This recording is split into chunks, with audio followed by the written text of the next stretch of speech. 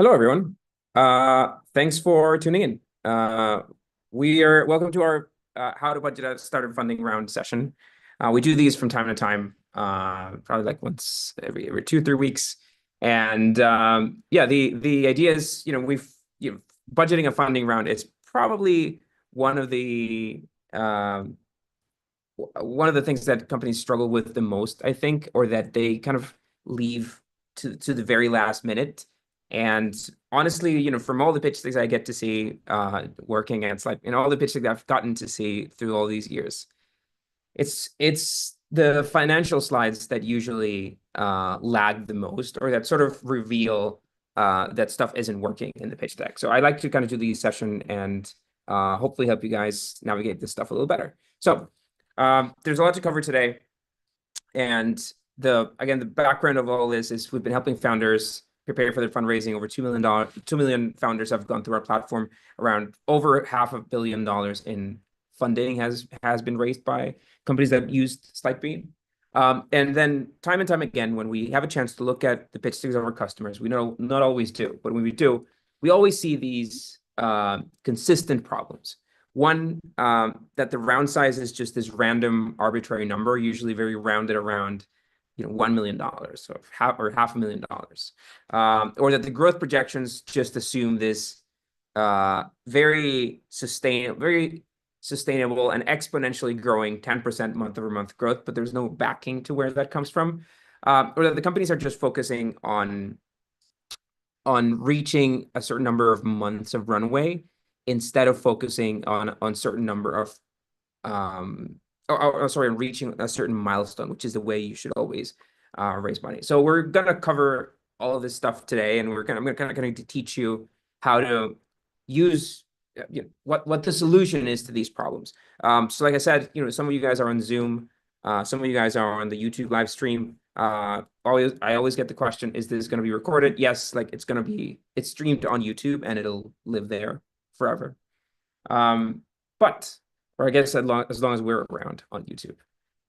So the idea is like this: the answer to this question, or the solution to this predicament for companies, is, you might have heard it from investors as a pro forma template, as a runway calculator, but in the end, what everybody's talking about really is a financial model. That's the answer.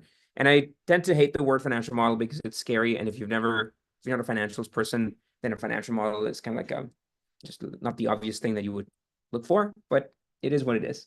And then, yeah, what I like to do in these sessions is try and demystify a bit of how the financial model works and what the financial model does. So let's do it. Let's start now. I pasted this QR code here and this link. My team's going to share the link in the chats, so you guys can grab a copy. This is the most basic financial model that you will see in your life. And I'm going to quickly walk you through it and show you how it works and use it to go through some of the basics. So most financial models will land you on a sheet that looks like this. Maybe I should gotta make sure that this fits widescreen. So it's probably like here. Yeah, most financial models are going to look something like this, where you have revenue as one main line, then costs, and then expenses, right? So the big difference between costs and expenses is that a cost is something that you have to spend because you made revenue. For example, if you're a supermarket, if you sell groceries, you have to pay for the groceries, or you had to pay for the groceries. So the groceries themselves are your costs. And then your sales, general, and admin expenses are pretty much everything else. Rent, well, I guess rent could be a cost for a grocery store, but for a company, for a startup, rent is most definitely an admin expense. Most of your team will probably be admin expenses. Your utilities, your SaaS tools, all of that stuff normally will land on this blue category, sales, general, and admin. So that's kind of like the main three categories. So let's say that, we, for example, want to add a team member here. We added some placeholders for this. So let's say that I want to, add myself as CEO. I'm just going to do myself. I'm going to start this new company, and let's say I'm going to start this business around October, right? So I can just pick that on a dropdown and notice that here we'll see. Let me freeze this so we can navigate easier.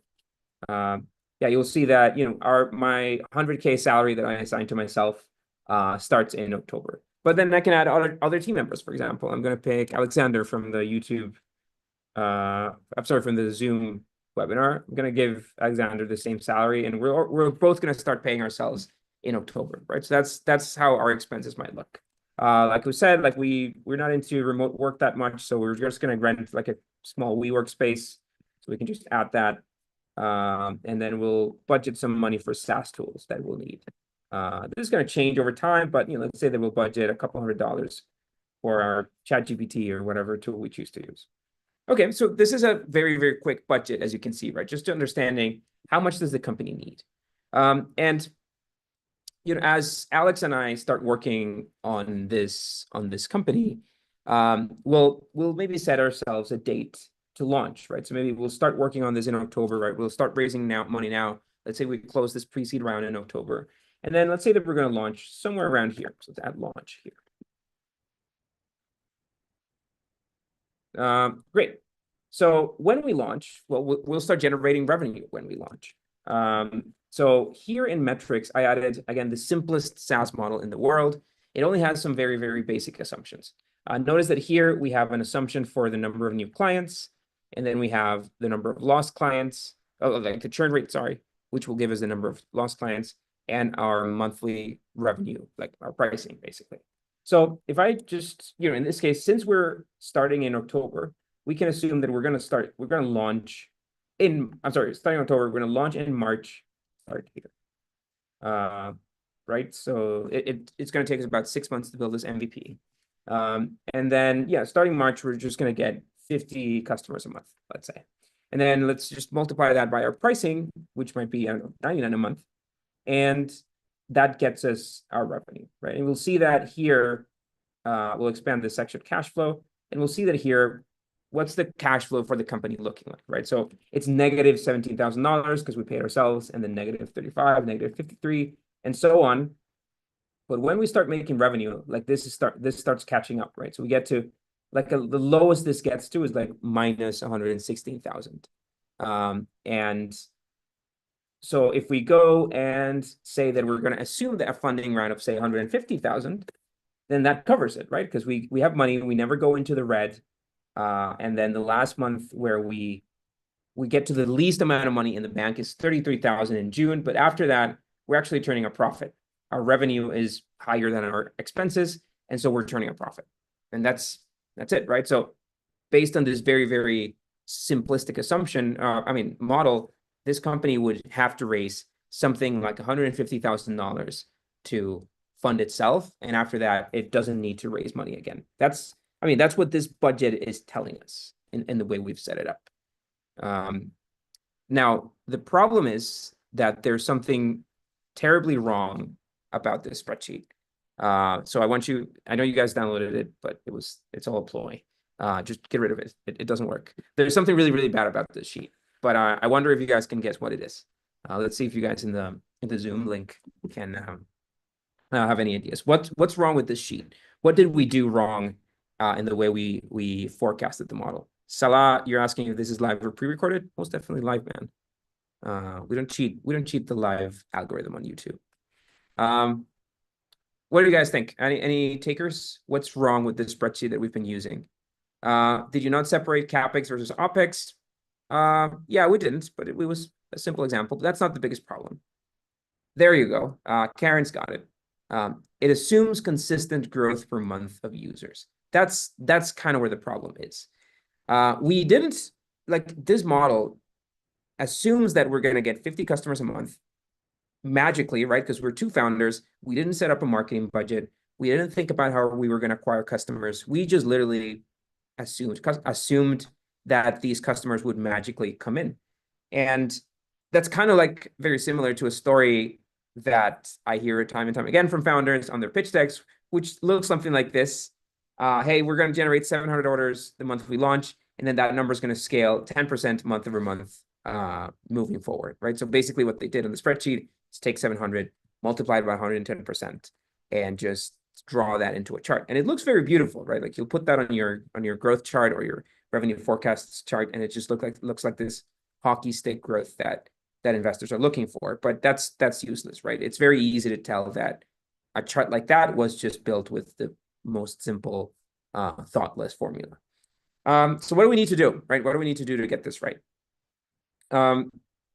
So we've established that financial model, right, is this budgeting tool where we're going to forecast revenue at the top and expenses negative right at the bottom. So in this case, again, color coding, revenue green, some costs. If you're software, our costs are going to be rather small, right? Our hosting costs, our servers are probably going to be a small number. Most of our expenses are going to be expenses or SG&A. Our R&D team, our laptops, our office, our marketing, our sales, right? All that stuff categorized as blue. But either way, like we might have some months of profit, some months of losses, but in the end, we're kind of raising money to get to this fundable milestone around a revenue goal or an exit, whatever we're going for. But the question that we need to ask ourselves is, what is the driver of revenue, right? What are we doing? What are we spending in the model, and what are we budgeting and forecasting for in the spreadsheet that's going to lead to more revenue? That's the key of all of this. Like if you take one lesson from this, one screenshot, one slide, it's definitely it's please let it be this. Like you just can't forecast if you don't think what the driver is. Like what is going to drive your revenue, and most of the time those drivers will cost you money. So a little trivia question to see if you guys are paying attention. By the way, we have so we're doing a few things. By the way, just enter what do you think the answer to this is? A, B, or C? Just type it in the chat. But getting ahead of myself, we'll have plenty of time. Like we're going to build one model for you guys from the people on the Zoom link. So we're actually going to build one from scratch, and you'll see that we can do that within the span of an hour, kind of proving that this is not as complicated as it seems. But it's just so much about understanding these drivers. For you guys on the YouTube stream, if you guys want us to build your model, you can just use the link at the very top of the chat to join the Zoom session, and that way we can talk both ways. Okay, any takers on this one? I see Jerry on a B, Reem on B. Anyone disagreeing with B as the right answer to this question? All of you on B. Okay, Michael, gotcha. Okay. It is B. Maybe I gave you the answer. Damn. Maybe I let it slip. That's true. It's B. But let me say why it's B. How much do you need to raise for seed, right? So why isn't C the answer? Because for most companies, for most tech startups, a seed round happens after you've launched, right? So it's not a lot of founders go, hey, we're raising a seed round we've launched this product, and now we're raising a seed round, and that is a terrible timing to raise a seed round. You raise a seed round long after you've launched the product, ideally after your company is making $20,000+ in revenue. Riemann says that I gave the answer in Tuesday's session. That's true. Thanks for tuning into Tuesday's session. Yeah, so again, most seed rounds happen after you have revenue, after you have growth. The only exception is what I like to call like R&D companies. So companies that are that are building like very, very deep tech products like biotech, or like if you're building a new LLM from scratch, like you would probably not have launched by the time you raise a seed round. But those are exceptions. They're the 10% of companies. Those are the companies that get started by PhDs or some advanced, like really advanced AI scientists. But for the rest of us, most of our investors will expect us to have launched by the time we get to seed, especially if we're building software. I mean, a piece of software where the MVP can take a few weeks, maybe a few months to build. We can put it out there. We can get customers. Like the expectation from investors is that you can do that yourself without capital. Like if you were starting this company in the 2000s, where there was no AWS or Google Cloud, you would have to like buy servers, place them somewhere, set them up. So you probably needed to raise money to do it. Not anymore, right? Like it's all so plug and play now. So it's not C. Again, we should never raise money for months of runway. So it's not A. And then we should always make sure that we raise enough to get to the next fundable milestone. Within reason, but the idea is like first use the model to understand like how much do we need? How much money do I need to get to the next fundable milestone? In this case, in the first model we built, we went from pre-seed to, we went from building the product to launching the product and getting to some revenue. If you're raising money for seed, then it needs to be enough to get to Series A. And in my experience, Series A rounds tend to be in the when the companies get to somewhere in the $2 million of revenue, at least for SaaS. Okay, so if we want to understand, so that's why, and sorry, backtracking, I get this question a lot, which is, hey, as a pre-seed company, do you need all these forecasts? Do you need all these assumptions of growth? And the answer is always yes, because if you have revenue, sorry, if you raise money for a pre-seed, you need to make sure that the money that you raised is enough to build a product, launch the product, and get to those, let's say, 20K milestone of revenue. And how are you going to get your first customers that are going to give you 20K in revenue monthly? Well, by marketing or doing sales. So you need to forecast how much that marketing and those sales are going to cost, because otherwise you might be, if your math is off and you run out of money before you get to that milestone, you won't be able to raise the next round, right? So rounds of funding are kind of like a monkey swinging on branches. You have to make sure that you get to the next one. And then when you raise money, when you budget in a financial model, it's all about making sure that you have enough money to get to that milestone and then a few months extra to raise the round. Jen, Sear, you're asking if you're live. We're live, man. I'll get to questions in a sec. To your question, what about raising funds to build an MVP? That's a pre-seed round. Like you raise funds to raise an MVP. I think that as time progresses, and honestly, yeah, as time progresses, building an MVP for a company is getting cheaper and cheaper, right? Again, I gave the example of servers. Now, building an MVP today is so much cheaper. You're expected to have a tech co-founder, so you're obviously not hiring agencies to build your products. So it's a team of founders. You can vibe code now for using AI. So like you can get together, build a prototype, build an MVP, and you're expected to kind of be able to do that without that much money. So investors, at least VCs, rarely invest in pre-seed rounds. It's mostly angels that will, and those are generally small checks. Where the opportunities may be very exciting and they want to get in early. The founder maybe has some experience and they can raise money. But for many founders, and honestly, the next company I start, whatever that is, I expect I'll be able to build an MVP without funding, right? Like ideally, you want to be able to do that and just skip that round of funding. Okay. So next question. So what's the driver of so we want to understand what's the driver, right? Like what do we need to do? What do we need to spend to drive more orders or more traffic or more subscriptions, more revenue, whatever the KPI that you guys are tracking is. But we also need to understand that the revenue that we generate drives other things, right? The more revenue we generate, the more, as an e-commerce, we'll have fulfillment costs, we'll have hosting costs. As a SaaS, we'll have support staff or account managers if we're doing like a B2B play. So we can start to see this kind of like a flowchart situation where there's a cause and effect, there's a causality to how this works, where we have revenue as a driver of costs, right? That's very easy. More revenue. If we are YouTube, we're starting the next YouTube, the more the more views we get, the more server costs we'll need to pay for all those streams, right? So like there's a direct correlation between revenue and costs. But more importantly for you guys, considering raising a round, more importantly is like, what is the driver of this thing? Like, what are we doing? What are we spending that's going to drive extra revenue? So let me give you a few examples of drivers. A potential driver could be paid marketing, right? So we're talking ads, search ads, display ads, social media ads, TikTok ads, whatever. A potential other driver of revenue could be outbound sales. We're talking about sales team that's either cold calling, cold emailing, a business development team. We should probably add on some AI agent that's kind of doing outreach to customers, but that's in the end a cost that you need to spend.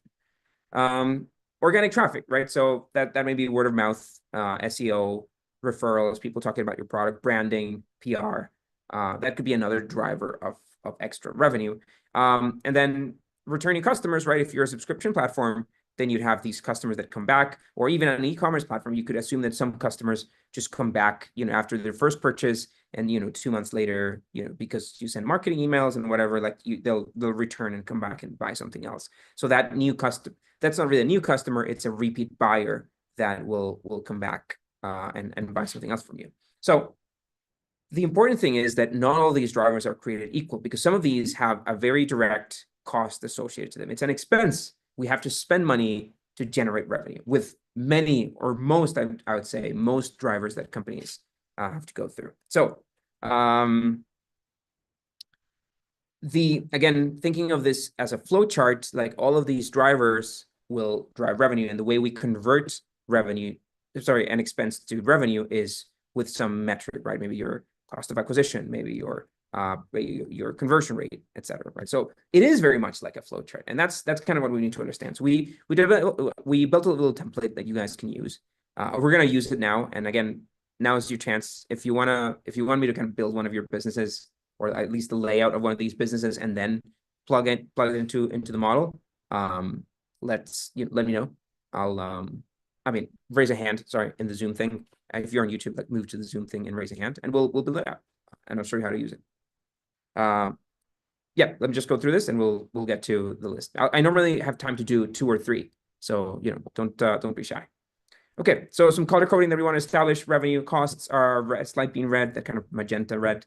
We have SG&A, sales, general, and admin expenses, that's blue, and then capital expenditures, which is yellow, which we rarely have to use in startups, but maybe useful. Okay, and the model that we're going to use has placeholders, or like has space to add all of this stuff.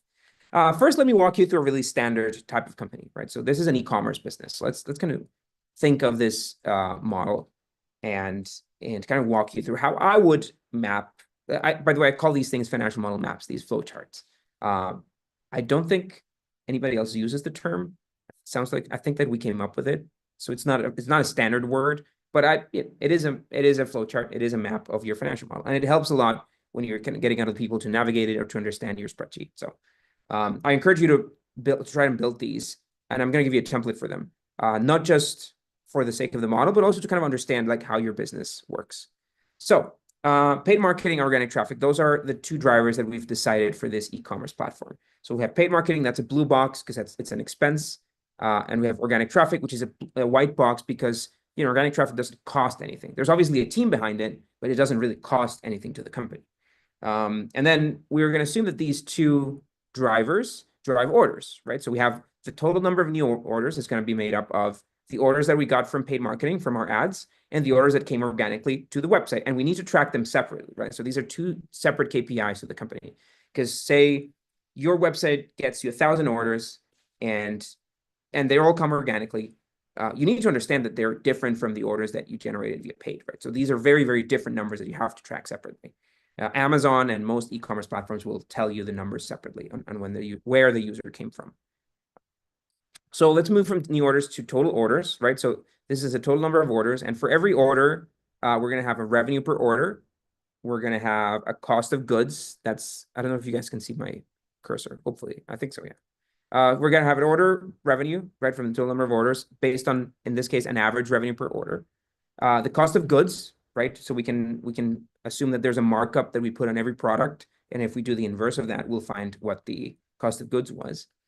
And then from total orders, we'll have shipping and handling costs. So how much, for every order that we have to ship it out, we have to pay for mail, and et cetera. And then there's this little spin-off in this model that lets us estimate active customers, right? So we could assume that some of these people that set an order for the first time will kind of become active customers. They'll do repeat orders. So we can track that as well, and just assume that there will be a number of repeat orders from customers that buy again from us. So that's a good example. Like a self-service SaaS, think of it as like something like ClickUp, or like these project management tools. Like you don't go on a sales call with ClickUp. You don't have to do a demo with ClickUp. They didn't reach out cold email to you. Like you probably found out about ClickUp through paid marketing, through organic, right? And then you sign up, and out of all the people that sign up to ClickUp or Asana or whatever you use, there's a conversion rate to people that become customers, right? And then there's a very self-service subscription revenue that has a churn rate as people cancel. And then for ClickUp, they have to pay for hosting costs, right? That's their only cost. That's the simplest SaaS model, not too different from the one we thought about earlier, with the big difference that we're now not inputting directly on the signups box or the customers box. Our input is our budget, right? So we have to spend the money first, and then convert that money into customers. That's the big difference of doing this. And that's called driver-based modeling. Okay, time to build one. So I'm going to change my screen share here. And now's your chance to raise a hand. Otherwise, if you don't, I'll have a few dummy examples that we can use. Okay, so RR Gold, let me bring you up, and then Riemann will bring you up too. Hey, this is Ryan. I'm starting a company that does forecasting from AI models. So basically, if you're Ford and you want to know what your sales are next month, or you're any business, you want to know what your sales are going to be next month, you give us 30 data points, we'll give you the next one. Okay, so you're trying to steal my business. Basically, it uses LLM and it uses LSTM models to, come up with the best prediction. Okay. Forecast. Well, we might be competitors soon enough, but what's the ideal customer for you? Is it B2? I mean, it's B2B, but what company size do you think? It can be anybody. I mean, basically, if you're a manager in a company of any size and you want to know your best forecast for sales, demand, supply, even if you want to forecast prices or market data. I get it, but I guess the question is, are you selling to Google so that they forecast? Are you selling to like a 50 employee company or to a 500 employee company? Like the dynamics of how they make decisions are very different. Okay, let's say 50, just for the example. Yeah, so let's call this SMBs, right? So how do you get in front of them? Is it a sales play? Is it a marketing play? Yeah, it's just marketing, like we'll do paid advertising, YouTube, social media, Okay. like I've got a CMO that knows all that stuff. I don't really know it. Okay. Let's do paid marketing as the main driver. Now, is there a sales call involved, or are they signing up and doing it? Basically, you sign up, you go to the web page, you format your data correctly in Excel, you upload it, and it gives it back to you with confidence interval and predictions, forecasts, and confidence interval on those forecasts. Cool. So in this case, what we're seeing, I mean, what you're telling me is there's a paid marketing campaign, there's a cost per signup that's gonna convert our dollars spent in marketing into signups. Yep. And then from signups, we'll have a conversion. I mean, I always like to at least have like 2 steps, right? So we'll assume people will sign up, they'll play around with it, but not everybody will end up being a paid customer. Yeah. Some people will let's say there's a conversion rate here from signups to customers. Again, you said no sales calls needed. I don't know why. Like either you want to buy it or you don't. Okay. And we'll, like you can use it at a certain level, or you can use it free. So many uses, basically like ChatGPT. Like you can use it free, but then if you want to do certain things, you sign up, right? Sure. And then what's the average subscription rate, you think? I don't know that. Like the people that are doing this now, like our competitors, are using a different model, and I think that kind of our edge is going to be undercutting them. Like the people that are doing it now charge a lot of money to big businesses annually. So, it'll be like $100,000 minimum a year to get this service. But, I'm thinking that we'll just undercut them and do something monthly and just get going, get revenue. Monthly, like how much? $50. Okay. Yeah, I mean, the reason I ask is there's a level of pricing after which you can't you just can't get away without the sales call, right? Like I'll using my own example. Yeah, they need some handholding. That's it. Yeah. So what do you think is that level? Like, where is that break point? Yeah, like in my own experience, we have like at Slidebean, we have this 99 a month product, which kind of includes time with our pitch deck team and whatnot, and that is a self-service thing. But then we have a $199 a month subscription where our team takes over on the financial side, and we kind of act as a fractional CFO for the companies. Okay. That's $199, and about half of those clients require a sales call. Some of them do Okay. self-service, but I'd say Yeah. half, maybe 60% require. So like it's somewhere around there, Right. even for B2B. But yeah, I'd okay. rather not run a sales staff if I can avoid it. So, if that means keeping it at $100, then I'm fine with that. Sure. Okay, cool. Thanks. I'm gonna do another one and then we'll build this out on a sheet. Thanks for giving us your example. Thank you. All right, let me bring Riemann. I hope I'm not butchering your name, Riemann. Hi, Caya. No, good. Thank you very much. Can you hear me okay? I got you, yeah. Fantastic. Why don't you I'm tell us about work- your business? So I'm working with a founder building a AI a SaaS platform for patient management software. Mhm, And it's a B2B product. So for mhm, example, hospitals, clinics, it's a new product in an existing market, but it's mhm, focusing on a gap within that market. mhm. So you target hospitals, clinics. I'm assuming that. So how do you get in front of them? I'm assuming this is going to be much more of a sales play. Correct. So you'll have field agents, sales agents going out there making cold calls, personal visits, site visits, and convincing the smaller hospitals and clinics to change their software to our software. Uh-huh. Yeah, so like in this case, like this is notice how to the audience, like notice how this is such a different approach to sales, right? So we're going from marketing where dollars spent in ads is what drives growth. In this case, it's going to be just humans, right? So the more humans we have in theory, the quicker we can move. So in these cases, I always like to do, well, of course, think of this as new clients per month and then do a sales cycle, right? So we assume that these are long sales cycle. It'll take them months to close these deals. So we Correct. want to make sure Yeah. that we account for that.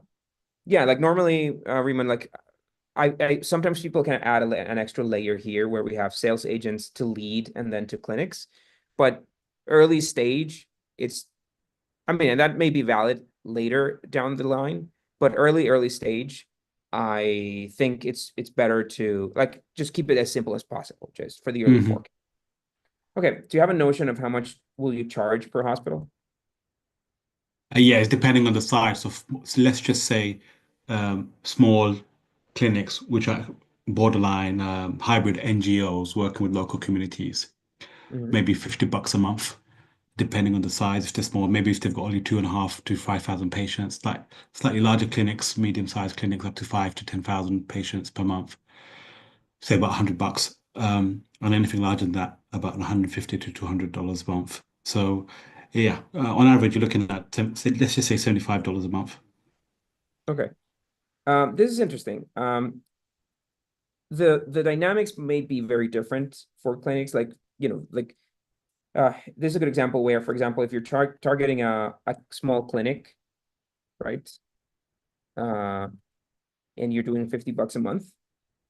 There's one core difference here, which is what's the sales cycle gonna be, right? And there's a good chance Mm. that this sales cycle will be, I don't know, let's say 3 months. Yeah, While when you go to larger hospitals, those sales cycles might be 12 months, right? So normally I don't recommend like doing different right. models for the same product. But when your client profile is so different and their behavior may be so different, and your costs and your the way you Yeah, sell them is so different, then it's worthwhile kind of separating them. Like the opposite example of that is, you know, for the longest time we at Slidebean we had this uh $12 a month plan and then this $29, I like a $19 a month plan. So 12 right. and 19, and you would have different features, but really it's kind of like the same thing. Some people would upgrade, some people would downgrade, but overall, like you're kind of like in the middle. So in those cases, it's just easier to just go with an average instead of kind of Yeah, mapping and it. then that's exactly. And I have built a financial model and I've just used an average for now. That's exactly what I've done. But you're absolutely right. The idea is to have sort of like a basic package, like an essentials package for the smaller clinics, and maybe a premium package for the kind of medium to large, and any, significantly larger clinics. We're talking about maybe perhaps an enterprise package with like bolt-on services and customizations, etc. But I have a basic model which kind of just takes an average at the moment. But I Okay. think what you've just called out right now, the sales cycle is actually, I think it's quite a useful way of looking at it as well, which I haven't considered. Now, just to get a sense, like how many, think of a sales agent, like how many clinics do you expect a sales agent can close? So Monthly. our target, yeah, I'm trying to reverse engineer. Our target is to try and close 300 clinics in the first year.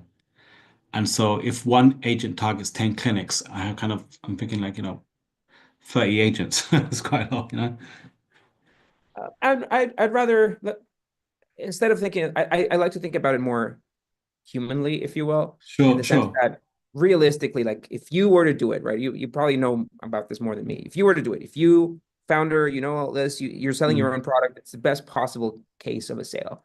You start doing this full time. You're mm. from today on, your job is to cold call, walk in, knock on doors, visit these clinics. How many do you think you could convert in a month?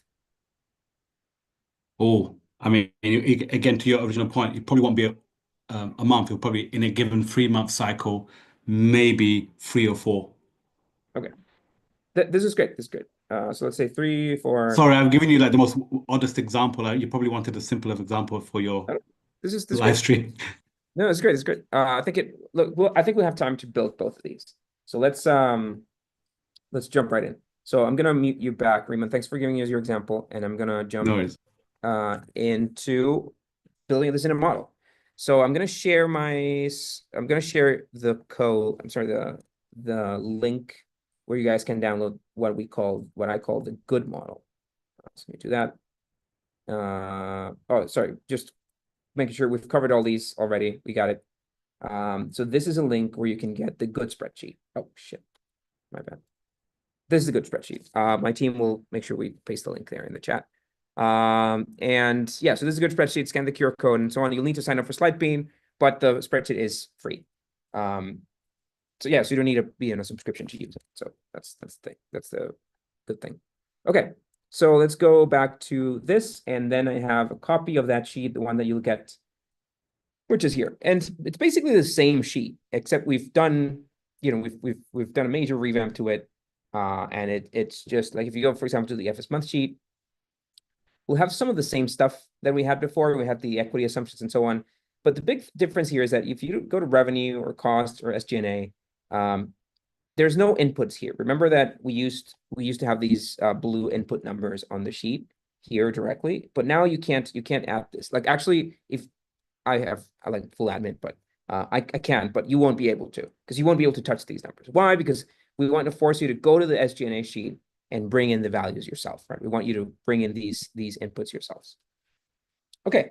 Yeah, so a few other features, like we kind of give you like a different color coding for months that are in the past. You can still adjust that from settings. And we have this little staff sheet here where you can kind of deal with the team and the benefits. So this is where I want to start. And let's do the medical this medical company first. So because I think that there's a good lesson that we'll get from this. Maybe some of you guys will have figured it out already, but I think there's a good lesson on kind of using these spreadsheets to think about how things might work out. So okay, so let's use the same example as we had before. Let's close this. Sorry.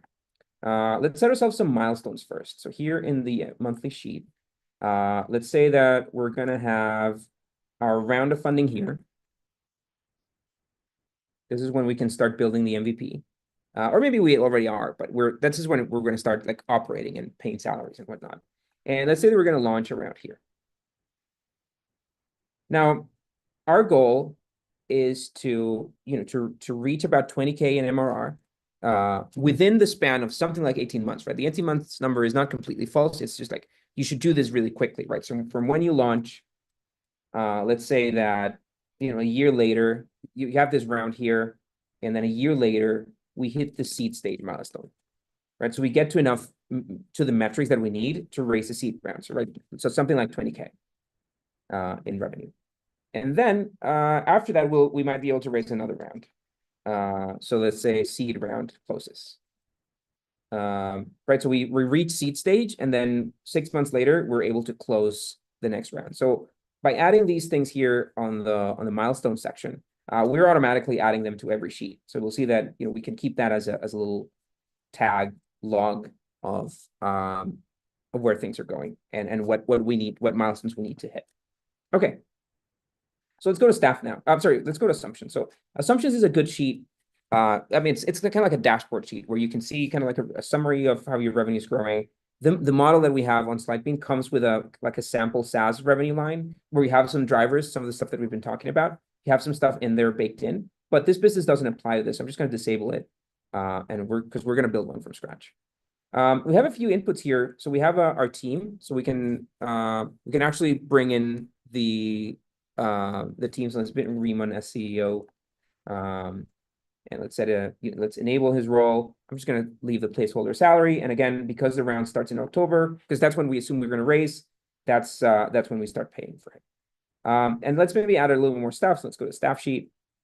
Here's Riemann and the role that we added. By the way, there's a cap table here if you want to deal with equity. That lives in a separate section of Slidebean, but you can connect that. And then let's talk about that sales team that we saw, right? So we said that we have this outbound sales team. That's the one going to be driving growth. So let's say that we're going to select this role, like the senior sales. We're going to set this role as a scaling team, right? It's not one person. We want this team to grow. And then because we're launching, when are we launching? Let's go back to today. We're launching right around here in October. Sorry, not here, in February. That's where we're going to hire people. Maybe January 26, 1 month ahead of launch. Let's keep the standard salary, and notice that there's this neat little trick, here where you can scale your team. So let's say that we're going to add 2 sales agents every month and cap that team at 15 people, right? So here in SG&A, what you'll see happening is your headcount is going from 1, all the founders, and then 3, and then 8 and 5, 7, 9, because we're adding 2 people every month. And then when we get to 15, that's where it stops, right? So we get 16 employees total because we're counting the CEO, Riemann, the CEO, and the senior sales team. And they're starting in the months where they need to start, and here's their salary budget. So all of that is done automatically by the sheet. Great. So now we basically kind of have some of this stuff, right? We've forecasted the outbound sales team. This is our driver. This is what we can control here from staff. How quickly do we scale the team? So let's maybe build this one below. The one on top. It's quicker sales. Okay. So here in assumptions, I'm just going to create this new revenue line, which is going to be, let's call it clinic sales. Let's call it clinic sales. Well, notice that our company right now is only spending money, right? Because this is all with added expenses. Okay, so clinic sales. And we need some drivers, some inputs here to convert these agents that we already have into sales. The first thing that we said is how many new clients we're going to get per month. So new clients per month. And we're just going to steal the format of one of these.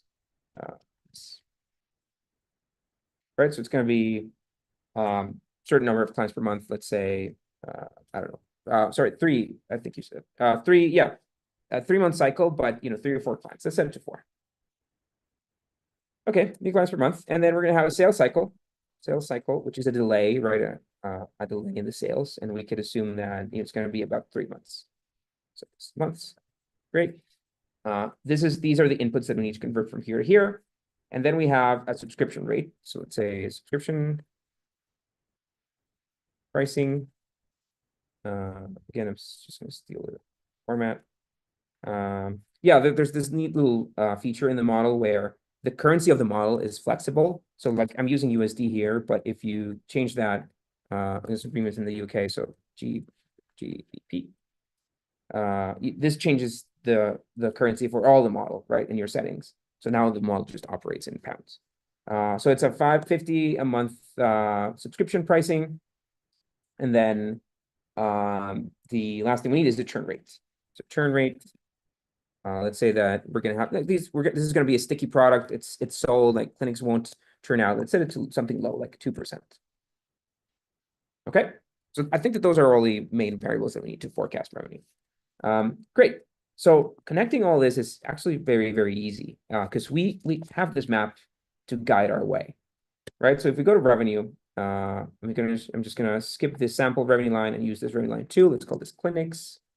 Let's call it small clinics, really. And the first thing I'll do is I want to know for these estimations, I want to know how many how many sales agents we have at a given time, right? So we'll get sales agents, and we're just going to source this number from the sheet where it belongs here in staff. Right, so let's expand this. Let's expand headcount. Whoops. Let's expand headcount. And here it is. That's the senior sales agents that are going to be doing the sales. I just want the number here so I don't have to be jumping between sheets. Just going to bring it in. It's not a currency. It's a format number. Okay. Great. So we have the sales agents. The next thing that we're going to do is, well, how many sales they're going to get, right? So conversions.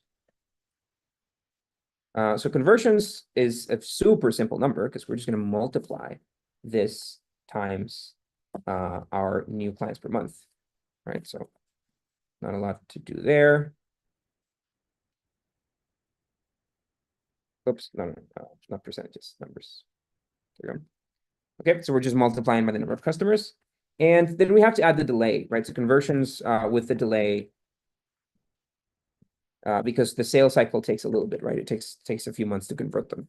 So the simple way to do that, the nice way to do that is with an index match formula. You could just kind of source a month that's 3 months in the past, but then it's not a flexible number.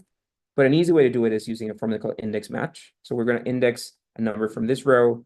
We're going to match the number from a few months ago.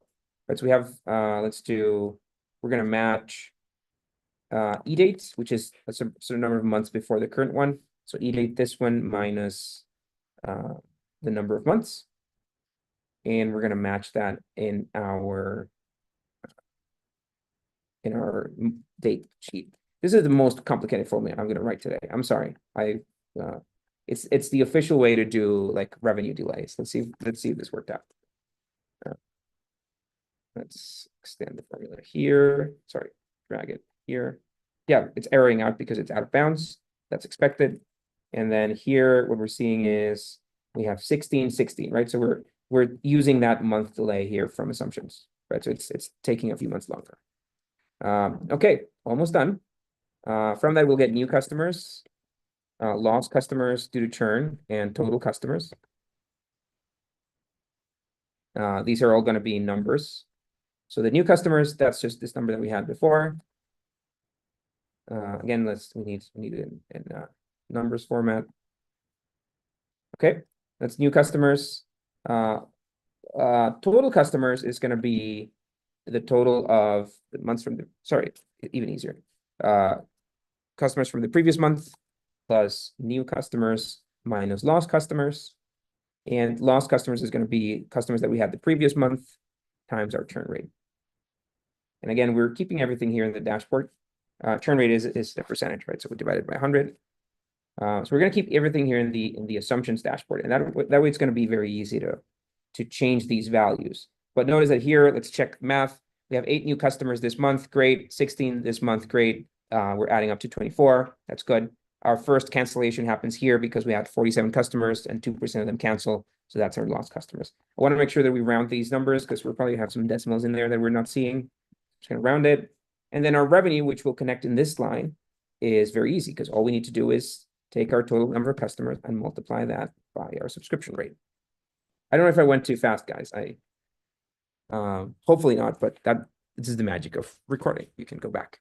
But that's it. We've built a model. We've built a model that lets us play around with these values with the number of customers and how we convert them and see where this business goes. Now, the question here is, and the first question that we need to ask ourselves is this business profitable? Like, where is this business going? So the first thing that we'll look at here is the annual sheet. So the monthly statement, like this is a summary, right? And we'll see how revenue starts scaling. We kind of see it here in this chart, right? But the chart it only goes through December. So if we go here to the very last sheet in this model, there's some problems here. Well, first of all, we're never turning a profit. Like we haven't added, the only expenses we've added are the CEO salaries and the sales team, but this is not getting to profit ever, right? Well, I mean, maybe not ever, but at least not in the 7 years that the model is operating. And then at the very maximum, this company is only making $1.2 million with a sales payroll of $1.6 million. So not great. Okay, what do we do? Well, the first thing I think, I don't know, Riemann, I'm just going to assume, maybe this is not what you thought, but I'm just going to assume like, hey, we have to go faster, right? We have to build this faster. We need more sales and we need them quicker. So let's just add 5 team members a month and build a much larger sales organization all the way up to 50 employees, let's say. So this is going to ramp over 10 months, and we're going to get all that team members. So this maybe scales sales a little bit faster, but it never gets us to profit. So so now we're getting to a payroll of $5 million at the very end, like 7 years from now. But the revenue here is only 4,000. So the challenge, and again, I kind of picked on Riemann's example on purpose because of this, is that what the model is telling us now is that something is off here because it's too expensive to get these customers and we're not making enough revenue from them. So luckily, that's why we have a sheet. We can start to play around with some of this. Riemann already responded. We're planning anonymized patient data and sell patient data. So like that's a separate revenue. That's fair. But in this case, my big take on this is I think that this pricing doesn't make sense because I mean at $50 a month pricing, which is less than we charge at Slidebean for some of our services, just to give you that example. When you have to go and sell and each sales agent, like butts sitting on desks, like each sales agent can only bring 4 customers a month, then like things like it doesn't work out because the salary of your sales team is just too expensive. So like in this case, like the only like a solution would be, okay, let's think of larger clinics, right? Let's think of this as clinics that pay us on average $200 a month. We still convert 4. Maybe the sales cycle is a little longer, 6 months now. So let's see what that does. Oh, I messed it up. Something is off with my formula. I think I forgot to lock the delay, maybe. That's weird. I'm sorry. Well, let's keep the 3 months, just for the sake of example. If we do that, if we suddenly start charging $200 a month instead of 50, things actually do work out. We're getting to 16 million in revenue. The model makes sense now. And then the next step, like once we've obviously like this is a simplified example, but the next step in this case would be to go to the monthly sheet and say, okay, we launched here, we get to seed stage here, and we raise our seed round here. So things like, are we getting to seed stage? Yes. Like we're actually getting to seed stage much sooner, right? We're getting to seed stage here. Sorry, we want to change it here. So our seed stage is actually happening kind of like here, right? Where we get to like 40K in revenue. And if a seed stage takes about 6 months to close, let's say that by January, we'd be closing that round. So the money that we need to raise is enough money to get to this month. And if we look at our funding needs, we'll see that that's $1.5 million. But that's not great. That's also not great. Sorry, I broke it. The problem with this is that if you raise a pre-seed round here to launch this, and the model says that you need $1.5 million, it's too much money. Like you can't raise a $1.5 million pre-seed round. It's too big, right? So, okay, so we have to go back once again. Maybe we just can't hire that quickly. It's probably our salaries that are eating up on that. So we're maybe going to have to go slower. We're going to have to hire people every quarter. That moves our seed stage a little bit later, just 1 month later. Our seed round 1 month later too, but then the capital that we need is like 700. Okay, we're kind of getting there, right? We're kind of getting there, and that's kind of like the exercise of the financial model. That's literally the back and forth exercise that you want to do as you guys budget. So I'm going to leave some time for questions. But just one commercial before I jump to that is this is what we do with companies. Like we help them navigate this stuff. You have the template. You can use it. Like it's free. You can you can break it. Like try to break it. Let us know if something doesn't work. But this is kind of what our team can assist with. Two extra ways in which we can help more in deep. We have a plan called Slidebean Accelerate. It includes a financial modeling bootcamp, which is like a 6-hour version of what we've just gone through with some documentation and extra templates and so on. It includes one-on-one sessions with our financials team and our pitch deck team every month. So 1 session a month with each of those teams. And it includes a kickoff session with me where I really like to chat with everybody and get to know what your companies are doing. So we can talk a bit strategy or fundraising strategy and so on. So that's included in our Slidebean Accelerate plan. There's also a fractional CFO subscription that starts at $199 a month, where our team builds this. Like basically what I've done for this model for Riemann is what our team does. We build a model for you. We help you understand your company. We help, and then our team kind of takes on, and we monthly follow up with you to keep the model up to date against your actuals, just to navigate how the process goes. So yeah, an extended version of what we've just gone through. Time for questions. Let me stop my screen share. First question I always see, and I already got it again. It's like, is there a recording? Yes, this is being live streamed on our YouTube channel, the Startup Club. It's called the Startup Club channel by Slidebean. The webinar's there, so you can rewatch. We'll paste the link to the Zoom people, so you guys can know where it is, or just search for the Startup Club. Okay. Any other questions? We have 5 minutes left. Hopefully this is not too overwhelming, guys. Maybe it sounds a little bit overwhelming, but that's why we have recording 1. The general idea is, sorry, Karen, you're asking about the fractional CFO service. Let me paste the link to that. The general idea is we want to teach you guys how to fish. We want to teach you guys how to do this rather than us doing it for you. And that's the most important part for me, because you playing around with this, you understanding how many people you need to hire, or if you're hiring 3 now or 5 now or 10 now or later or in the future, that decision is your decision and nobody can make it for you. So you have to understand how to move things around so that your model makes sense and you get to your company to where it needs to go quickly. So that's Karen. So Riemann, you said 1.5 is too big for pre-seed. What is a good range? Good question. So pre-seed rounds in this day and age tend to be in the 500K range. I want to say 200 to 500 for first-time founders. If you're a repeat founder, that might be a little longer. How much is a good startup pre-seed funding budget? Oh, there you go. Same question. Okay. What is a realistic max for a seed round? Again, dividing pre-seed round, this is the round that you raise to launch, build your MVP. Seed round is the round you raise after you've launched.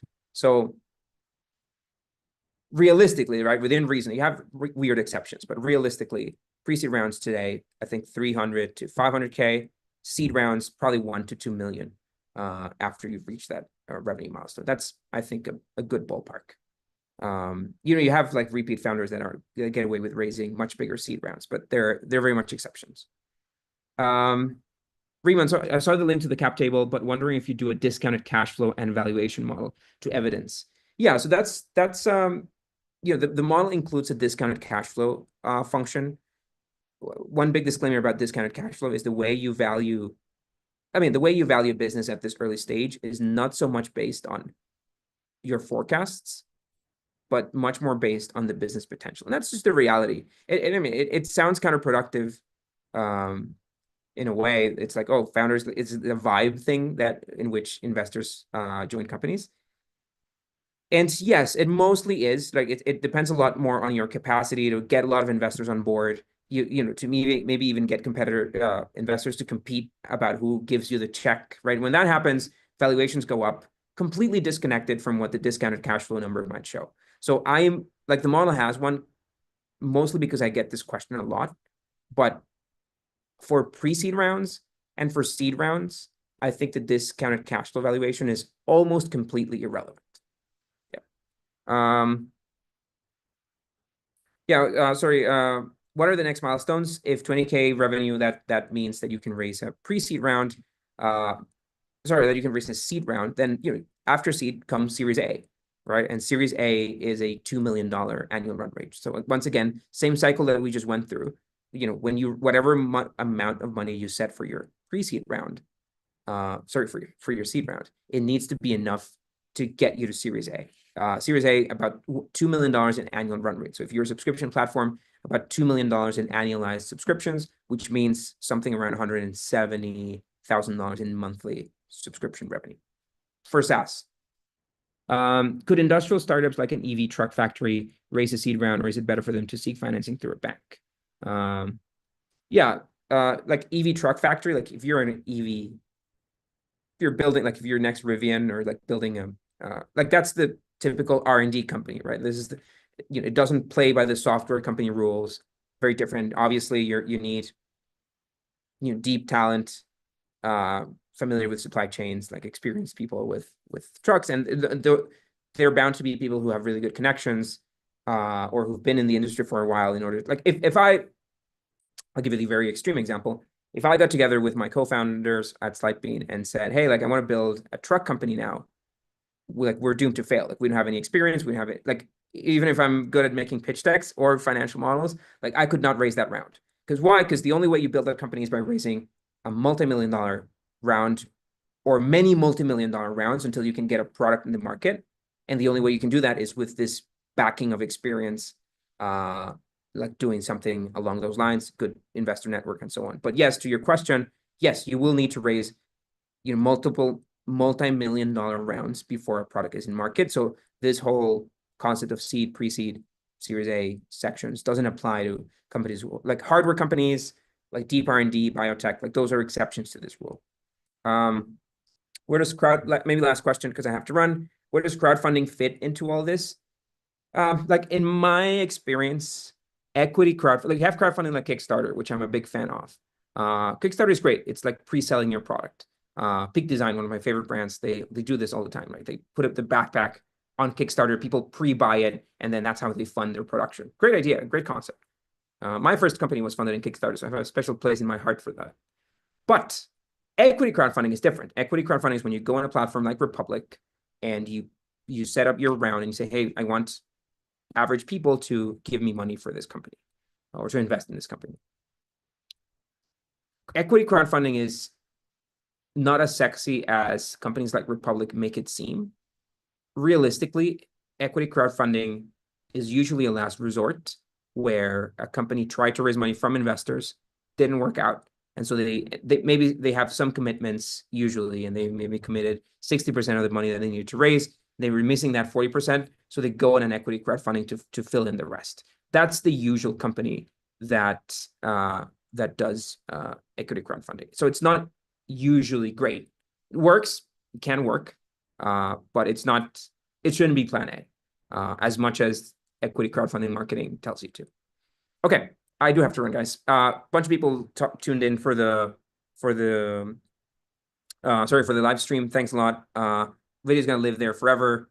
To you guys on Zoom, thanks a lot for tuning in as well. If we can help with our financial modeling services or with Slidebean Accelerate with our one-on-one sessions, please give those a try in Slidebean. Again, the financial model template is free, so take it for a spin. We'll catch you on the next one.